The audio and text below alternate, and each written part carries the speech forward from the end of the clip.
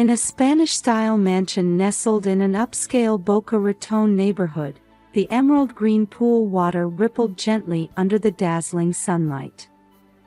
In the courtyard surrounded by white stucco walls, bougainvillea bloomed in vibrant colors. The humid air characteristic of the region enveloped everything, even in the early morning. "Mom, are the pancakes ready?" It was Sunday morning after service at First Baptist Church. In the kitchen, Diane Howard was skillfully making pancakes with practiced hands. The sweet aroma of maple syrup wafted through the spacious open kitchen.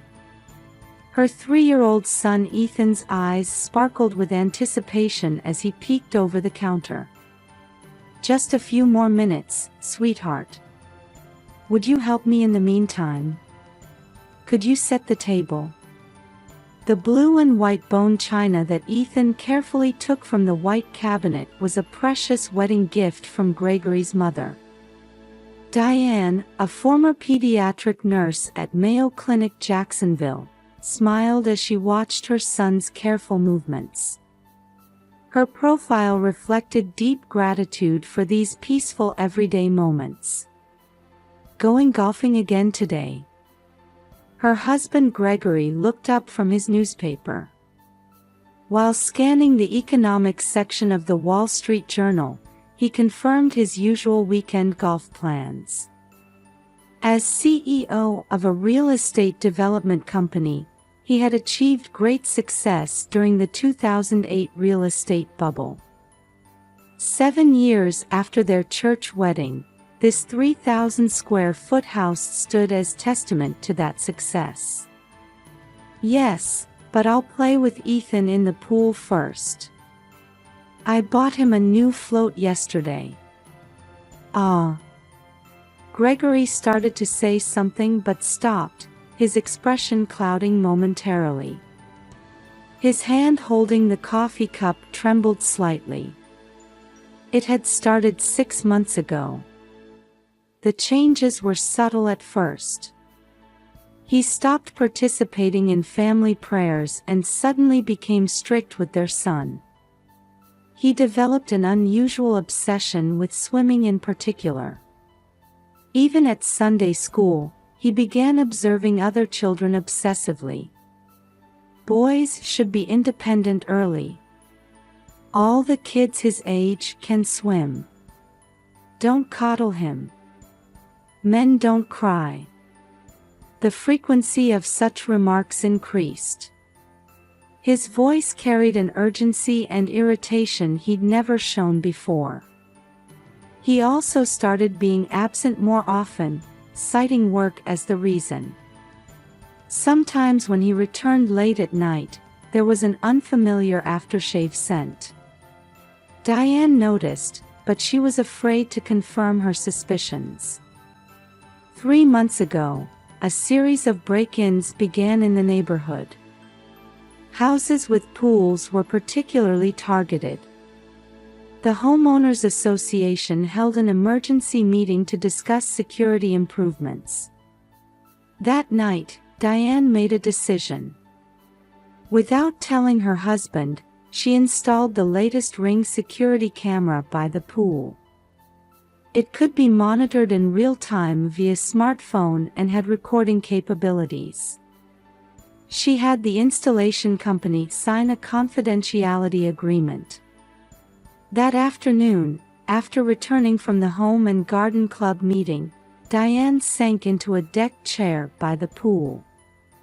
The humid air clung to her skin. As hurricane season approached, the air grew heavier. She could hear housewives returning from town center at Boca Raton gossiping. "You know, at that barbecue party the other day. That real estate company CEO. They say he was with a young woman." Diane strained to listen. Rumors about her husband's sightings drifted on the breeze. Somehow, it seemed connected to his frequent absences under the pretext of work. A leaf fell onto the pool's surface, creating concentric ripples as it spread. Like those ripples, an unsettling premonition spread through her heart.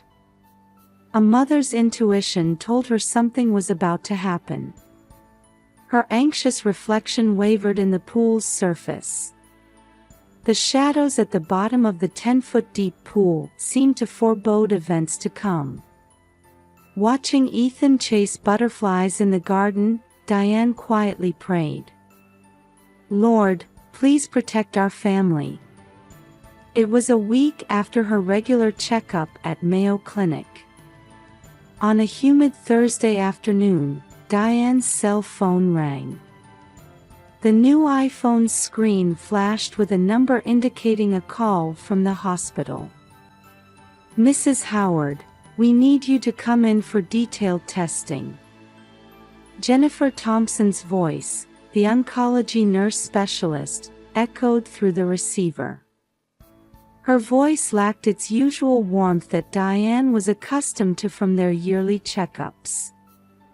"We found an abnormal shadow in your right breast tissue. Dr. Richardson recommends detailed testing as soon as possible."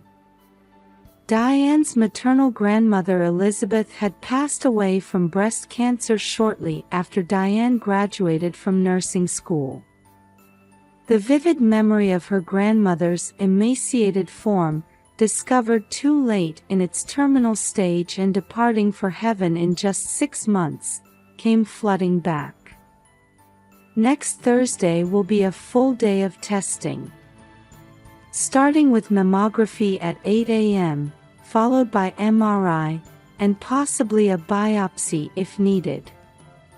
As Thompson continued her explanation, Diane's mind went blank. Outside the window, palm trees swayed in the hot wind. Typical midsummer Florida weather. The region's characteristic humidity felt heavier than usual on her shoulders. 7 days until the next test. During that time, while suppressing her anxiety, Diane began searching for someone to watch Ethan. The First Baptist Church daycare she usually relied on was unavailable due to facility inspections ahead of hurricane season. The Home and Garden Club members all had packed schedules. At a lunch meeting at Town Center at Boca Raton, she consulted with her usual group. "My sister might be available. But he's been scared of strangers lately, hasn't he?" "Yes, he's going through separation anxiety." Her friends exchanged worried glances. Everyone understood the difficulty of watching a 3-year-old for an entire day. That evening at dinner, the table was set with chicken fricassee, specially prepared by their maid Maria. The white wine sauce, usually Gregory's favorite, wafted its aroma through the air. "I'll watch Ethan on the day of your tests." Gregory suddenly announced this. He stopped cutting his chicken and looked at Diane with a serious expression. "Really? But what about work? Thursday happens to be open. I'll reschedule the meetings." Diane felt uneasy about her husband's offer. Recently, he had never volunteered to care for their son. Rather, he had left all childcare matters entirely to Diane. Even for weekend Sunday school, he had been consistently absent, claiming he needed to review work documents. Across the table, Gregory tilted his wine glass. The deep red wine shimmered in the chandelier light. His alcohol consumption during dinner had increased lately. Something was definitely changing. Late that night, Diane visited her best friend Sarah, who lived next door. Through the backyard divided by white picket fences, the warm light from Sarah's kitchen welcomed her. Their friendship had begun the day they moved into this upscale neighborhood. If anything happens, call me right away. Yes, thank you. I'll come running if there's an emergency. The two continued their quiet conversation over herbal tea. But it's strange that Gregory suddenly offered to babysit. He's changed recently, hasn't he? Yes, we hardly see him at church anymore. And those rumors. Sarah's brows furrowed slightly. She too seemed to have noticed the recent changes in Gregory. The rumors from the barbecue party at town center. The sightings with a young woman. Everything was piling up as an ominous premonition. As Diane was leaving, Sarah grabbed her hand with a serious expression. Call me immediately if anything happens. We're family. Those words brought warm tears to her eyes. When she returned home, Gregory was already shut away in his study. The bluish light from his laptop leaked through the door crack. Hushed conversations on his mobile phone. Late-night work had become routine lately. Just in case, she prepared Ethan's favorite toys and snacks, along with emergency instruction sheets. Allergy information, the primary care physician's contact details, insurance card copies. She prepared for every possible situation a mother could think of. She didn't neglect to check the pool security camera's operation either. The latest Ring system continued sending clear footage to her smartphone. The water's surface melded with the darkness of night, looking like an eerie black mirror. The day before the test, Diane went to check on her son in his second-floor bedroom.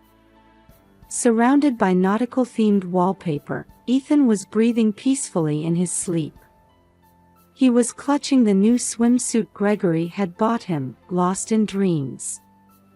Mama, can we play in the pool tomorrow? At his sleep-talking words, Diane's heart clenched. Anxiety and premonition weighed heavily on her heart like a dark shadow. In the back of the closet was a life-size doll used for Christmas decorations. For some reason, its presence suddenly bothered her. The doll's golden curls closely resembled Ethan's hair color. The quietly reclining doll seemed to hold special significance this night. In the night sky, clouds hung low, portending hurricane season. Distant thunder seemed to forecast coming events. The sound of waves carried on the sea breeze. When she returned to the bedroom, Gregory was already asleep. An empty whiskey glass sat by his pillow. His smartphone screen glowed bluish-white. Messages from an unknown number. Diane didn't peek at the screen. She wasn't ready to know the truth yet. A mother's intuition told her tomorrow would hold special significance. That night, she woke up multiple times. The sound of the pool water seemed abnormally loud. As if it were an omen of what would happen tomorrow. Mayo Clinic waiting room. 15 minutes until the testing begins. In the space surrounded by white walls, Diane heaved a deep sigh. Anticipating morning traffic, she had left home an hour earlier than planned. I-95 was already showing signs of rush hour, but she managed to arrive on schedule by taking back roads. When she left, Ethan was still sleeping. She had gently kissed his forehead and tucked his favorite camouflage blanket around him. His small sleeping face filled her with an almost painful tenderness. "Mama will be back soon, sweetheart." In the kitchen, still fragrant with pancake breakfast, Gregory had been reading the newspaper as usual. However, she had noticed an unfamiliar cell phone beside his coffee cup. The wall clock in the waiting room ticked slowly. The tense atmosphere of other patients waiting for their tests hung in the air. Diane mechanically flipped through the magazine she'd brought, not taking in any of the content. Then, her smartphone rang. Seeing the displayed name, her heart rate suddenly spiked. "I'm making him swim." Gregory's voice flowed from the receiver. His tone was different from his usual composed manner, somewhat excited. She could detect the characteristic slurring of alcohol. "What did you say?" "I'm keeping him in the pool until he can swim by himself. He's a boy, don't coddle him." In the background, she could hear ice clinking. Was he drinking alcohol at this hour? The uneasiness she'd felt at breakfast hit her like a physical blow. "Gregory. It's 10 feet deep. This is too dangerous. Stop this nonsense." Other patients in the waiting room turned to look at Diane in surprise. But she had no capacity to care about that now. "Shut up. You don't understand. This is a father's decision. I'm doing the right thing." His voice carried a hint of madness she'd never heard before. "Please, stop. I'm coming right." The call was cut off abruptly. The mechanical end-call tone from the receiver seemed unnaturally loud. With trembling hands, Diane operated her smartphone screen. The footage from the Ring security camera appeared. The blue pool surface filled the screen. And then, there was Ethan's small figure, standing at the pool's edge. His new orange swimsuit gleamed bright in the morning sun. But his expression clearly showed terror. Even through the screen, she could see his small body trembling. "Mrs. Howard. It's time for your tests." A nurse in white called from somewhere distant. She held test preparation documents in her hands. "I'm so sorry. There's a family emergency. I need to postpone the tests." Leaving the confused nurse behind, Diane rushed out of the clinic. The morning heat of South Florida struck her cheeks. The temperature had already exceeded 85 degrees, and the parking lot's asphalt reflected heat like a steam bath. Running to the parking lot, she desperately made phone calls. "Sarah. Please. Protect Ethan. Gregory is." Out of breath, she explained the situation. Sarah's calm voice on the other end of the phone supported Diane, who was on the verge of panic. "I understand. I'm going right now. I'll protect him. You drive carefully. I'll contact 911 too." While driving, various scenarios raced through Diane's mind. Why was Gregory acting this way? Was someone manipulating him? Or 20 minutes later, contact from Sarah. Her hands trembled on the steering wheel as the vibration announced the incoming call. "It's okay. Ethan is safe. He's at my house now. He's crying, but he's not hurt." A sigh of relief escaped her. But this wasn't over. What about Gregory? He seems to have gone to a barbecue. Took several bottles of wine. Neighbors saw him with a young woman. Those words suddenly connected all the previous unsettling feelings. Returning home, Diane retrieved the life-size doll from the closet. She hurriedly dressed it in her son's swimsuit, adjusting the hair and skin color to match. Her hands trembled. But what she had prepared for was now becoming reality. She positioned the doll by the pool, adjusting the camera angle. The water's surface gleamed bright in the sunlight. The wind had stopped, leaving the surface mirror calm. Checking the recordings. Gregory's abnormal behavior. Ethan's face contorted with fear.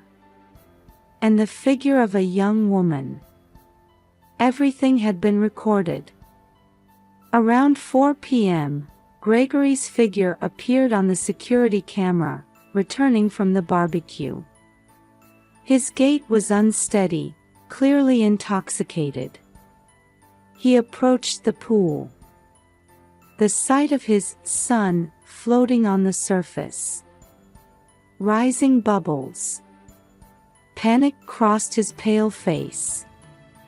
That expression was clearly recorded by the camera. Ethan! His scream echoed through the quiet residential area. In the interrogation room at the Boca Raton Police Department, Gregory covered his face with both hands. 48 hours had passed since the discovery. I admit to the affair. Gregory's confession began from an unexpected angle. His voice, now sober, showed no trace of his previous arrogance. The relationship with Rachel Martinez began 6 months ago. The detective took notes dispassionately. When she heard that name, Diane, listening in the adjacent room, suddenly stood up from her chair. That evening, local news broadcast shocking footage. Real estate mogul arrested on attempted child abuse charges. Female accomplice arrested simultaneously. Special news broadcast by major local station WPTV. When she saw the woman's face on screen, Diane gasped. Rachel Martinez. She was a patient's family member Diane had met at Mayo Clinic Jacksonville 5 years ago.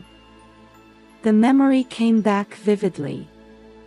A mother who had lost her son to congenital heart disease. Despite the medical treatment being appropriate, she had misunderstood Diane's care as cold. You don't understand. The pain of losing a child. Her figure leaving the hospital shouting those words still remained in Diane's heart. For revenge. The truth revealed during the investigation was more sinister than anyone had imagined. From her psychological trauma and social isolation, Rachel had formulated a meticulous plan. She had identified Diane's family through the First Baptist Church directory, thoroughly investigating the husband's weaknesses. Gregory's character flaws. His tendency toward alcohol dependence. And his narcissism. She had skillfully exploited them all, inciting abuse of his son. You can be a strong father. Weak children deserve to die. Rachel's whispers had gradually eroded Gregory's sanity.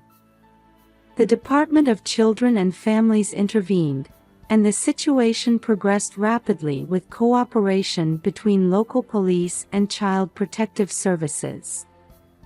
A strict investigation began based on Florida child abuse laws. The footage captured by the Ring security camera became decisive evidence. Abnormal behavior by the pool.